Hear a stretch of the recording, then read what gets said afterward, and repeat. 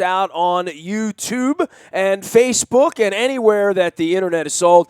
We welcome in one of my defending champions, one of my favorite dudes to have on the program. It's been too long. Last I checked, he was riding a camel somewhere in Qatar. I know he's been watching a lot of soccer here as the Copa and the Euro get going. He's the longtime Major League Baseball executive with the Texas Rangers as well as your Baltimore Orioles. He is now the good professor at Georgetown and living here in the DMZ and Springsteen aficionado, so you know he's pretty cool. We welcome Marty Conway back on. You can follow his journey out on Twitter and LinkedIn. The sports professor back in the house in the middle of two of the biggest soccer tournaments in the world. You wouldn't know that we're hosting it around these here parts now, would you, Marty?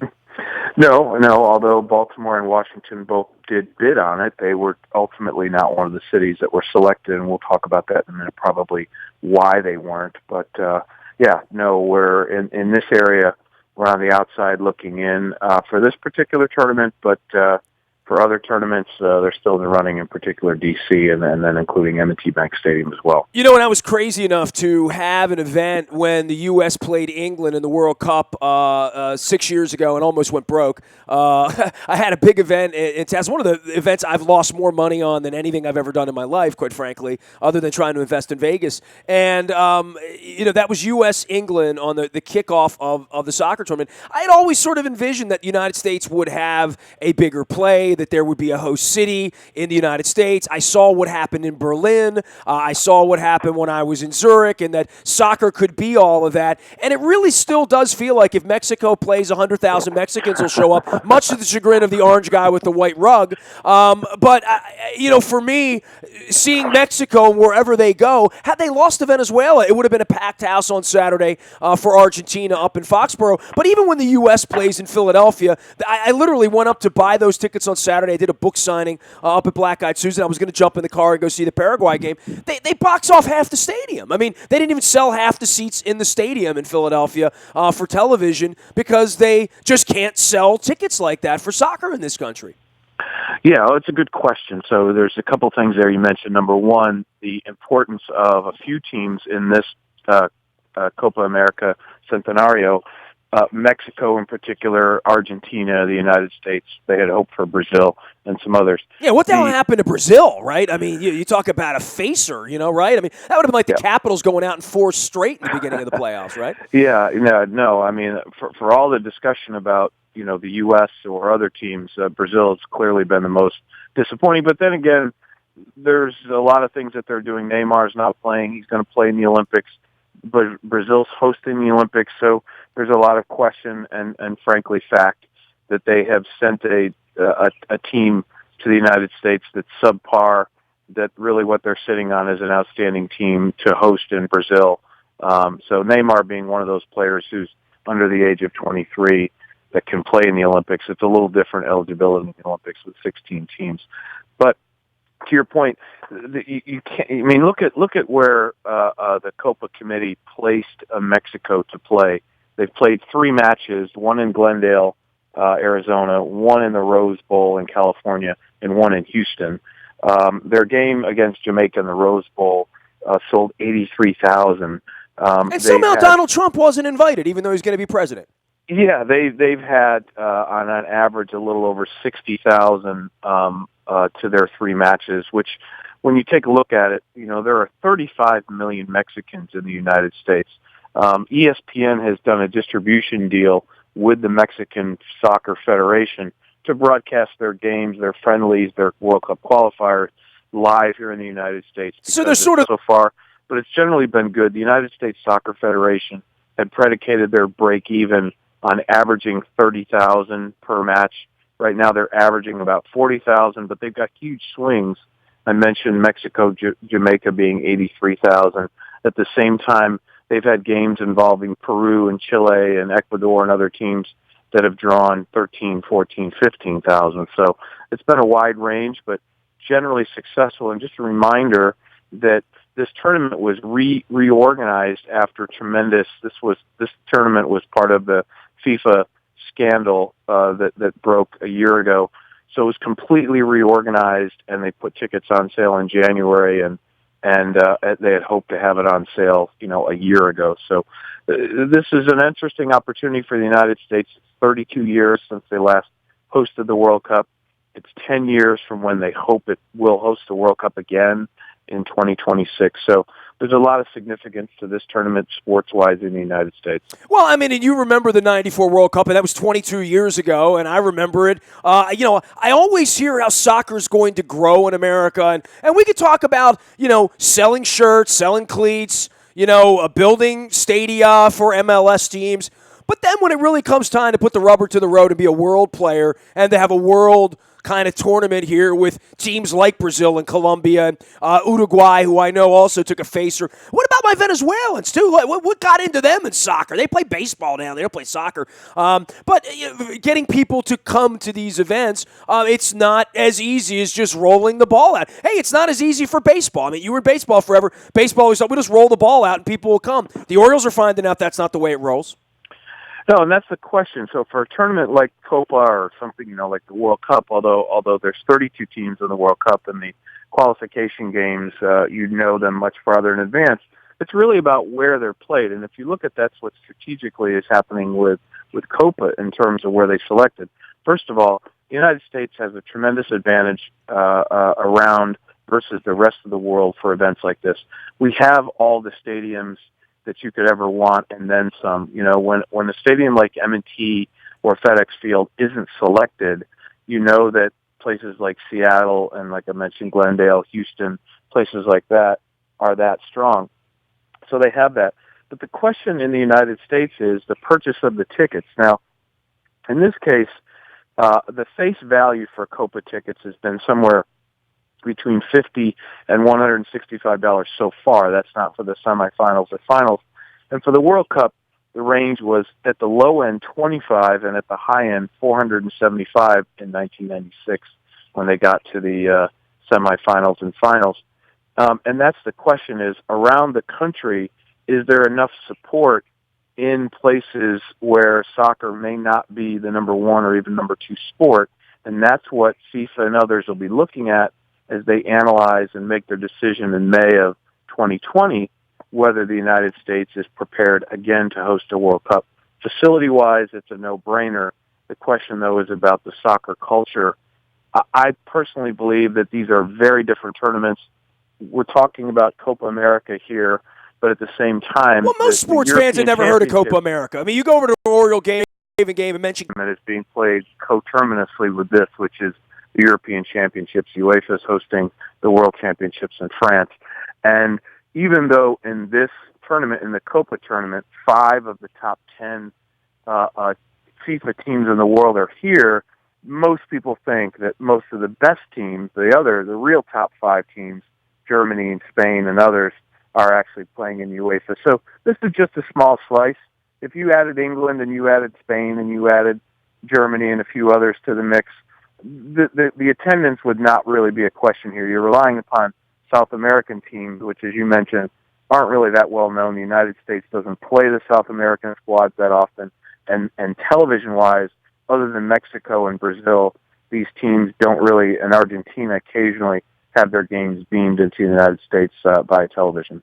Marty Conway talking Copa America Centenario and the quarterfinals up, as well as, I want to get to like traditional sports here with the NHL and the NBA both entering the week. Now, we saw the Cup get skated. We're going to figure out whether LeBron's going to have a Game 7, whether we're going to go back to Golden State. But really, over the last 6 to 8 weeks, it's been very, very apparent the difference between where the NBA has gone over the last quarter of a century, internationally, being a big deal, to where the NHL has become where, little Pittsburgh's playing the Bay Area, and the Bay Area is more interested in the basketball tournament than they are the hockey tournament. The NHL's tried to be more than a niche sport for a long, long time, and I guess it's been a decade and a half since ESPN dropped them, right? And doing the Stanley Cup in in deference to do the NBA Finals. The NBA is so much larger than the NHL, and it's really exposed this time of year. And I know for some of these rinks and gyms, right, where they play hockey one day and basketball the next day, it feels even-steven in some markets. And obviously, north of the Mason-Dixon line, a lot of the hockey teams do better. But when it really comes down to it this time of year when these games are on television, it's stunning how few people watch the NHL and how many people watch the NBA. Yeah, you mentioned it. The NHL, well, first of all, this is a very unique Stanley Cup because there were no Canadian teams in it. This is the first time in a long time that no teams from Canada have participated at all in a Stanley Cup round of playoffs. And number two, you mentioned it, reach. The NBA works really, really hard. Other leagues too. The NHL works really hard at reach. But the NBA has they know who their audience is. They're not out searching for particular demographics. They know who their audience is. Now, they're facing the same issue that all organizations are, which is a smaller television audience. But at the same time, they've done really a magical job with both social media and then also building these games upon the fame of their superstars. When you look at the actual games, no game so far in the NBA Finals has been less than a 15-point difference. So the games themselves are attractive for a while, but ultimately that's not what it is. And when you really dissect the NBA versus the NHL, it's that sort of marketing and communication and branding that the NBA does just about as well as the NFL does right now. And in terms of reach, where the players are from, we also have the feeder system of college basketball. No one would know Draymond Green, for example, if he didn't play at Michigan State. Obviously, everybody knows Steph and LeBron and some of the other names like that. And that's really what it trades on. But even the NHL, by having Sidney Crosby in the finals, it just really doesn't resonate except in a few markets. And that's going to be an increasing challenge for them to come because the demographic that they need, the 18 to 34, 18 to 36-year-old, are going to turn and grow up with basketball incredibly more than they're going to grow up with hockey or baseball. And that's the challenge for all sports. It's not just losing television viewers because that's happening to all. It's who is losing that coveted 18 to 36-year-old demographic. The NBA is gaining on it. Organizations like baseball, the NHL, and even the NFL are losing 3, 4, 5% a year in that category, and that's what they're trying so hard with Twitter deals and others to try to turn around. All right, so you have noticed that I'm trying to grow my market share out on Facebook and Twitter and other places. You know, obviously with my wife fighting for her life over the last 28 months twice, I have a studio here and I've had cameras here and whatnot. Connecting it all and making it all work really is part of me not being a radio station for old white people on AM 1570 and the traditional old baseball fan from the 70s and 80s. If there's one thing I figured out here literally over the last decade since the internet was born, the Orioles don't carry the weight here the way they once did. They're in first place, and if I had to sit here and take phone calls all day, I'd be hard-pressed to get them, and of what quality they would be, certainly a lot different than in 1993, 94, 95 when I began my radio career, taking sort of wide-ranging, intelligent, historic-based baseball conversations. A lot of that nerdery is sort of over with from a conversation standpoint, and most of the younger people on the baseball side are really into ultra-war saber nerd stats that I don't think really resonates with 98% of the other baseball fans and the people who drink beer and have hot dogs and go out and put an orange jersey on and get a bobblehead and maybe want an autograph. Yeah, what you're alluding to, what you're talking about is there are really 5 significant applications today that are in continually in growth mode and where basically, as I mentioned, that important 18 to 34-year-old demographic, I would even say now 12 to 34-year-old demographic. And they're in Facebook, Instagram, Snapchat, Twitter, and YouTube. Those are the 5. And it's undeniable. It's game, set, match in terms of where the audience is. And so what you're doing increasingly by streaming in Facebook Live, which we'll talk about more in a second, and YouTube and streaming your channel, this really is just the reach anymore. there really is a big challenge for local sports. There's an opportunity for sure, but there's a significant challenge for local sports. And we mentioned the NHL, we mentioned Major League Baseball, two sports, two organizations. They're having a really hard time figuring this out. Now, baseball has gained in its opportunity by its MLBAM app, at that app. They're getting millions of people to subscribe to it. They're getting millions of people who will watch games in out of market, and they're working on that application for in market because it puts Masson and it puts, Fox and Sports and some of the other regional cable networks in a little bit of challenge. But Facebook, talking about Facebook Live, for example, it's no coincidence. I mean, Facebook is hoping to checkmate and then some Periscope, which is another live streaming app. But the key for Facebook, and again, these are why they're continuing to dominate with respect to live audiences, is they've done this with Facebook Live, putting a lot of resources into it for one reason this summer, and that is the Olympics. They know that increasingly 50 to 60% of their audience is going to engage or share somehow in Olympic-related moments.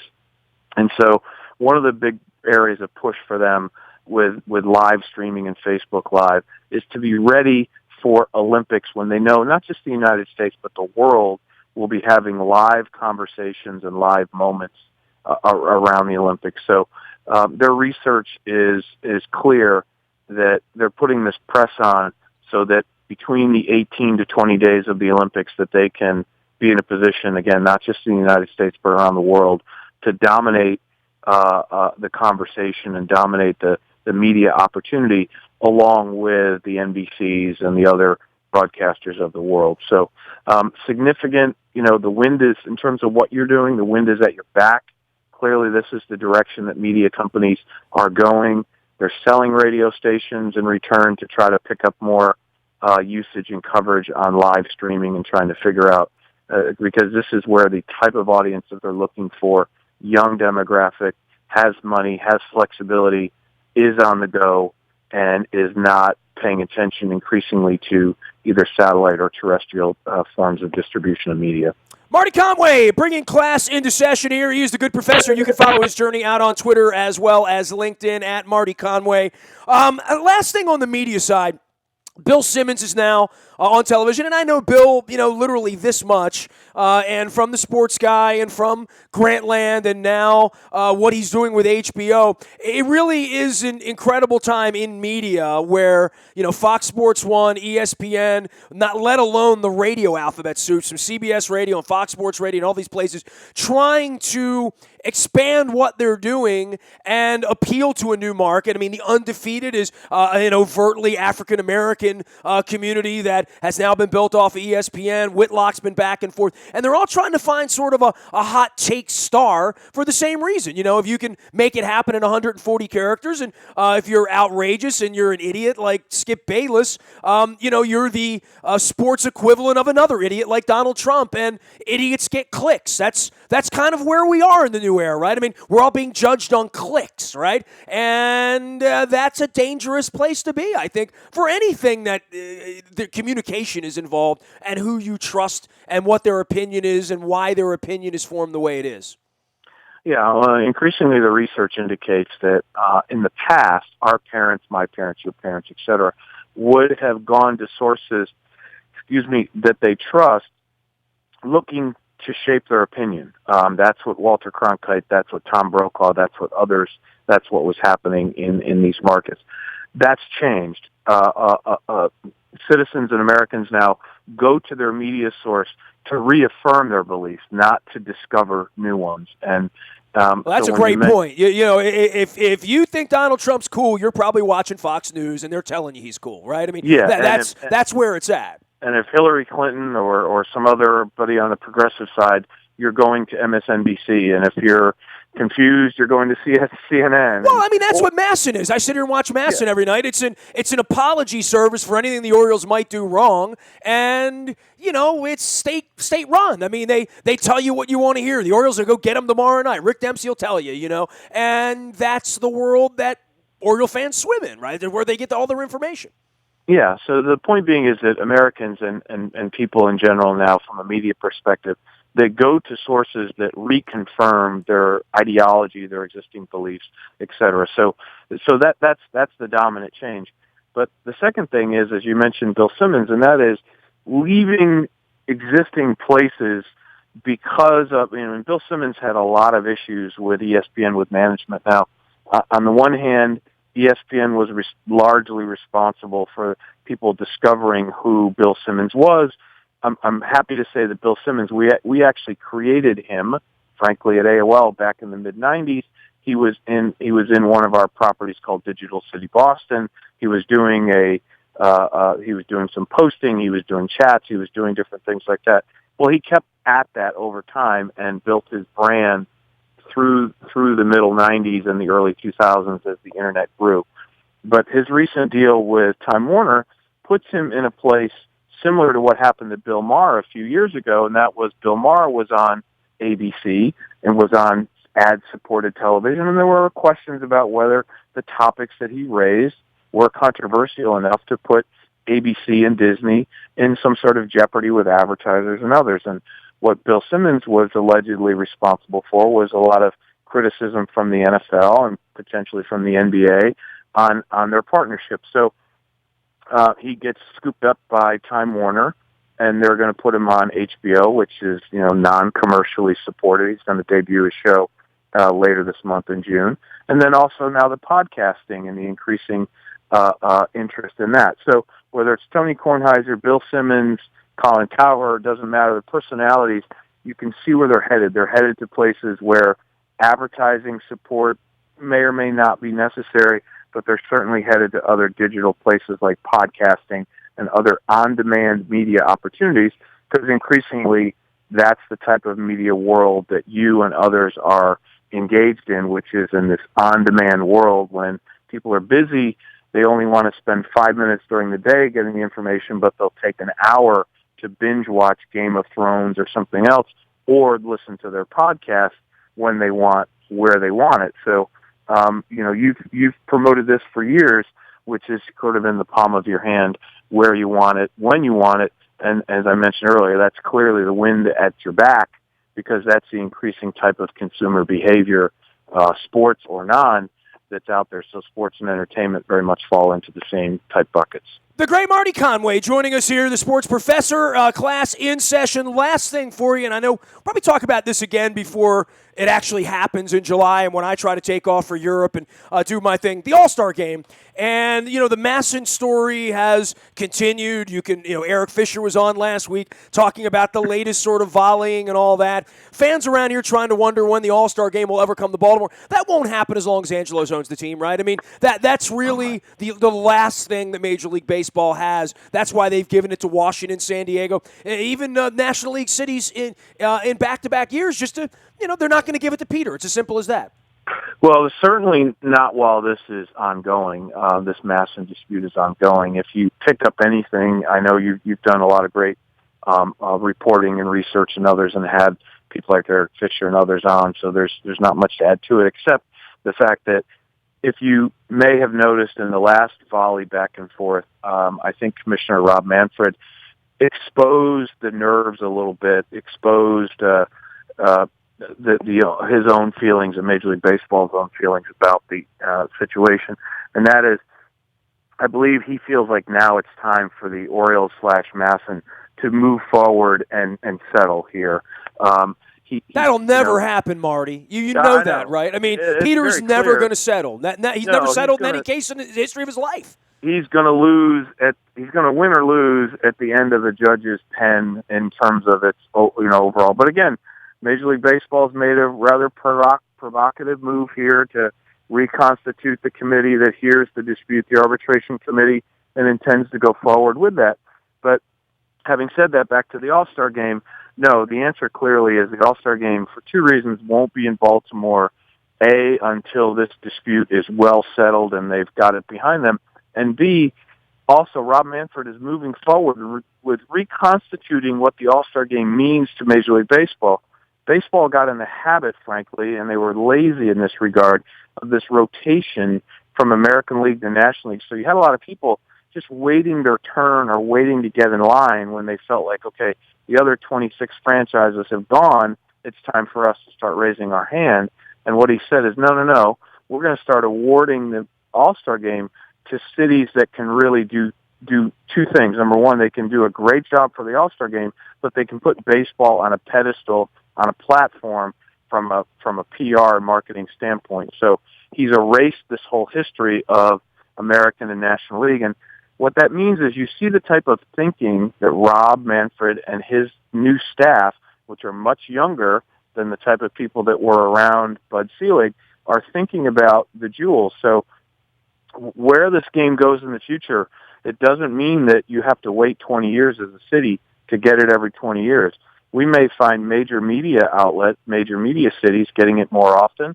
We might find emerging cities and opportunities, or where there's new stadiums, getting it more often. So the point being is Baltimore, to get it, is going to have to really compete now. And the Orioles and Visit Baltimore and tourism and the city itself and the state are going to have to work really hard to get the next one. And it may be in 2020 or 21 or 22, but it's very clear, bright lines. You're going to have to work very hard to have an opportunity to get it, and your franchise is going to have to be in line and in tune with Major League Baseball. And right now, those are two things that are sort of working against Baltimore getting it. But that can turn around in a year, but it's going to take that long for that entire ship to pivot. All right, man, there's a rumor you and I are going to try to go see Messi play at some point in the next 2 weeks, so don't let me down, Conway. I'll tell you right now. Oh, my gosh. Can't we wait to see this might be the only opportunity left that we're going to have to see Messi in the United States playing in a meaningful other than some sort of friendly. So, I'm going to miss a semifinal, and I'm skipping this week against Venezuela and Foxborough. At least I think I'm not going Saturday. So, I'm holding out hope that he's going to get to the final just so I can get there and the Meadowlands. But, hey, enjoy the soccer, man. It's been fun watching sports here the last couple of weeks because all the games do have such impact. I mean, every NHL, every NBA game, they're all big. They all take a huge swing on a turn, and then before you know it, it'll be football season around here, right? Yeah, so this soccer is a nice new development. Prior to NFL, this is a period of time when NFL were waiting for training camp, waiting for preseason, and baseball and basketball just weren't enough. So both the Copa America as well as the Euro on television have provided a really great opportunity. And then, of course, we're going to have the Olympics for 3 weeks in August. So it's going to be an interesting global sports opportunity here for the next 2 months. All right, Marty, enjoy the summer. Wear some flip-flops. Enjoy yourself, okay? You got it. Thank you. There he goes, Marty Conway, the good professor at Georgetown University, longtime Major League Baseball executive with the Rangers, the Orioles, as well as at AOL. You've heard of that. You've got mail. I'm Nestor. You can find anything you miss in the bio Toyota Audio Vault 24 hours a day from anywhere in the world. Streaming right here on YouTube, on Facebook Live, working on all the bells and the whistles and making a bigger, better WNST for you, including our morning newspaper. It hits at 7 a.m. each and every morning. It's powered up by Planet Fitness and PlanetFitness.com. Still $10 a month to get in the best shape of your life there, and you can get our morning newspaper. Breaking news happens first on the WNST Tech Service. Even when it's bad news, as it was over the weekend with Brashad Perryman, Luke and I will be in Owings Mills all week long chronicling that, and you can follow live in real time on Facebook, Twitter, LinkedIn, Snapchat, Instagram, anywhere you are. We are WNST.net, AM 1570, and WNST Towson, Baltimore, and we never stop talking Baltimore sports.